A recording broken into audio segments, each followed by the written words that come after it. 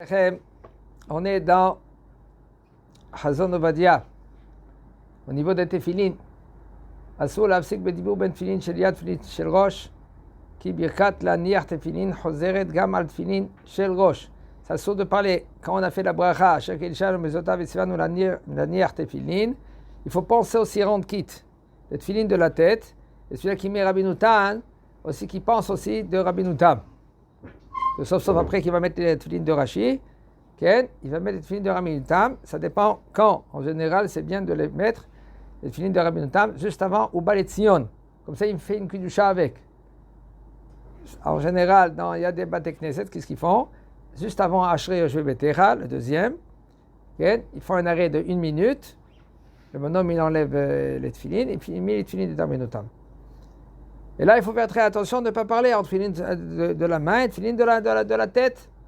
Mais si maintenant, lui, il s'est arrêté quand même et il a parlé entre tefilin de la main et tefilin de la tête, là, il est obligé de faire la bracha al mitzvat tefilin. Le nimtza est là. Qu'est-ce qui se passe? Ça s'appelle que lui qu'il a causé de faire une bracha. C'est pour cela même de dire shalom à son rab, assour. Il faut que tu mets les tefilin de la tête et après tu peux répondre. Okay? Parce que c'est écrit aussi Vayur et totafot ben einecha. Mazé vayur et totafot ben einecha avaya ve'ayu. Ça veut dire que tefilin de la main et tefilin de la tête, il faut que c'est lié. Avaya hadeshtehem.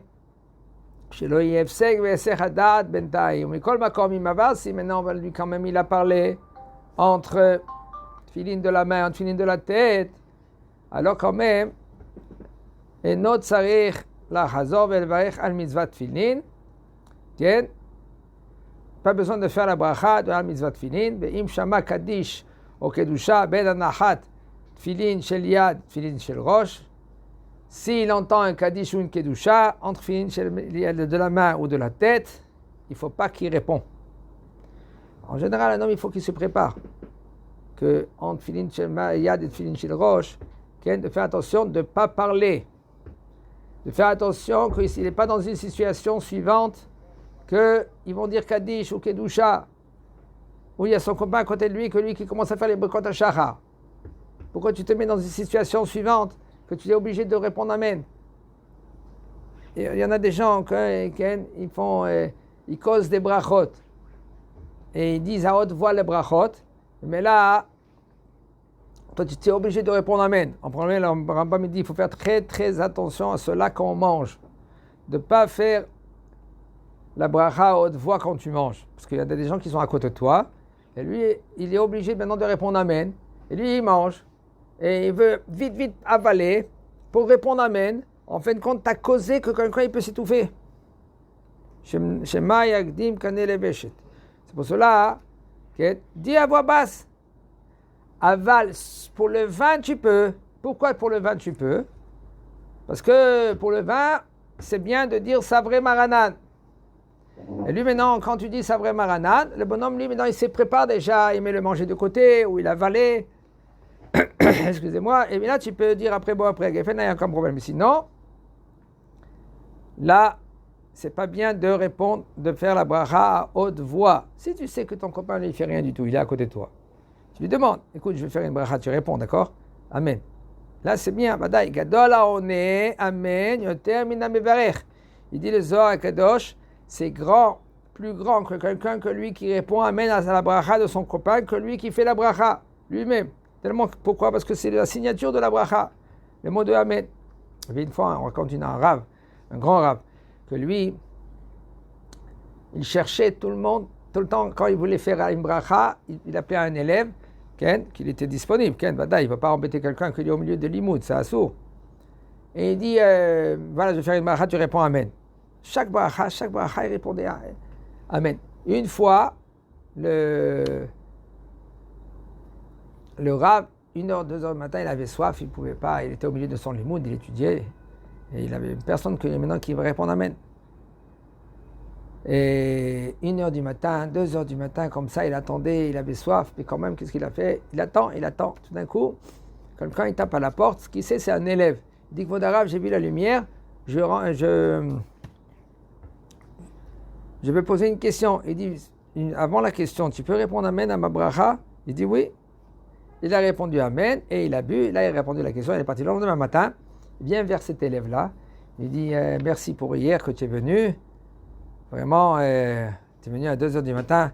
L'élève le regarde. Il dit Kvod Harav, à 2h du matin, moi je dormais, j'ai tourné de l'autre côté. Je dormais à 2h du matin. Il a compris le Rav que c'était Elia, on a vu Zachor le Tov qu'il est venu. Un homme que lui, qu'il est au milieu de l'émise de Tfilin, il n'a pas le droit de répondre Amen au brachot qu'il entend. El hashotek veshomea ou mekaven, il se tait, il écoute, et il dit même dans sa tête, Yehe shemeh rabba mevarach lalam, mais pas, il dit à haute voix. Si maintenant lui, il a répondu, il n'a pas besoin de faire la bracha al mitzvat tfilin.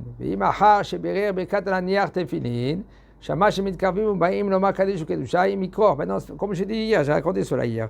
Un homme que lui qui se trouve, il fait la niar tefilin, il veut mettre les tefilin de la main, tout d'un coup, il entend qu'ils vont dire Kaddish. Qu'est-ce qu'il doit faire?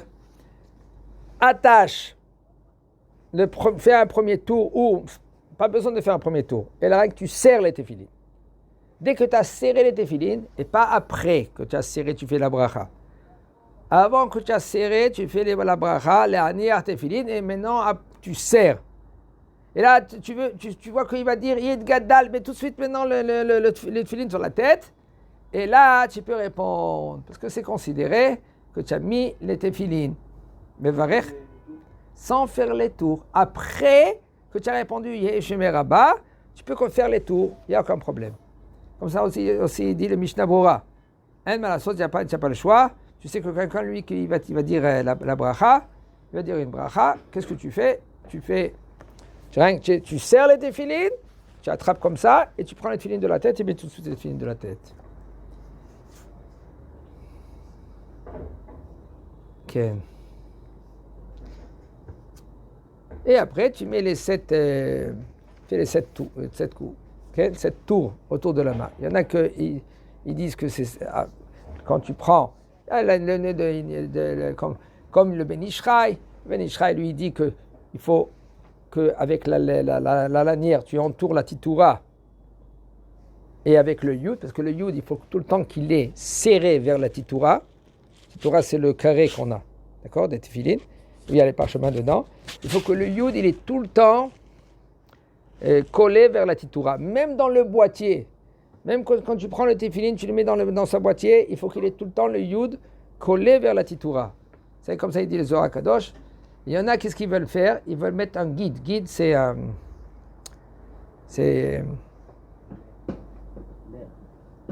nerf. C'est le nerf, il est fin. Quand on coule les téfilines, c'est avec un guide, c'est avec un nerf. D'accord? Alors, qu'est-ce qu'ils font? Ils mettent le yud, ils le couent vers la titoura.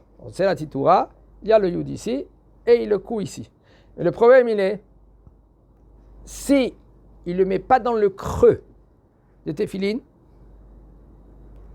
quand tu tournes les téfilines, derrière, il y a un creux que le fil il passe. S'il n'est pas bien rentré dessus, ça s'appelle hatzitza. Quand tu mets les téfilines dans la main, eh ben, ta peau est tout le nerf, et après, c'est la téfiline. Et ça, c'est un hatzitza. Là, tu n'as pas le droit. Alors, il faut savoir, il faut être compétent. Le sofer, lui, il faut qu'il sache comment, mettre ce nerf-là. יש אומרים שהשומע ברכת תפילין מחברו והוא נמצא בין הנחת תפילין של יד לתפילין של ראש, יענה אמן אחריו, שכיוון שהוא במצוות תפילין, כן, כדין גביל לתורה, שאינו נחשב הפסק. Un homme que lui qui met les téfilines, tout d'un coup il entend la bracha de son copain, que lui qui veut mettre les téfilines, les téfilines. Alors il y en a qui veulent dire que tu peux répondre amen. Pourquoi? Parce que c'est comme quand un homme lui veut manger par exemple du pain, il veut dire à Motzi Lechem min haaretz. Et juste avant de manger le pain, tout d'un coup, il se rappelle qu'il faut donner à manger à sa vache. Ça ne s'appelle pas Efsek. Tu peux continuer à manger, même que tu as parlé entre la bracha et de manger. Pourquoi? Parce qu'il y a mitzvah assez de la Torah de donner à manger à ta bête avant que toi tu manges. Mais là, ça ne s'appelle pas une coupure, ça ne s'appelle pas un Efsek. Alors ça, il veut dire le Rav, il y en a qui veulent dire que c'est pareil. Quand tu as mis les tefilines et tu veux mettre maintenant les tefilines de la tête, quelqu'un, lui, qui met les tefilines à côté, il a fait la bracha la niach tefilin, tu peux répondre Amen, parce que c'est presque, ça ressemble. Et il y en a qui disent que non.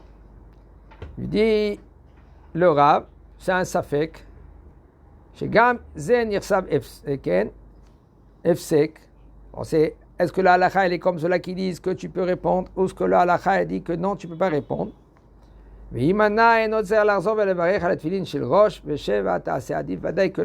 c'est mieux de ne pas répondre. Et là, tu dis rien du tout. Et si tu as répondu quand même, eh bien, pas besoin de répéter la bracha. Il ne faut pas dire la bracha de toute façon. Et tu mets tes tefilines. Et שאומרים שאם לא בירך בעצמו על התפילין, אלא שמע הברכה מחברו, התכוון להוציאו לידי חובה, שרשאי להפסיק לענות קדיש וקדושה, אולם לדינא, בוודאי שאין להפסיק גם ביוצא בברכת חברו. Quelqu'un que lui, il s'est rendu quitte de son ami, fait la bracha de Haniach Tefilin, et puis moi je me rends quitte, je te réponds Amen. Après que j'ai répondu Amen, tout d'un coup j'ai entendu Kaddish ou Kedusha, je n'ai pas encore fait serrer les tefilines. Il y en a qui veulent dire que tu peux répondre Amen de Kedusha. Mais par contre, selon la halakha, nous dit le Rav, c'est mieux de ne pas répondre Amen au Kaddish ou Kedusha. Chazak Baruch.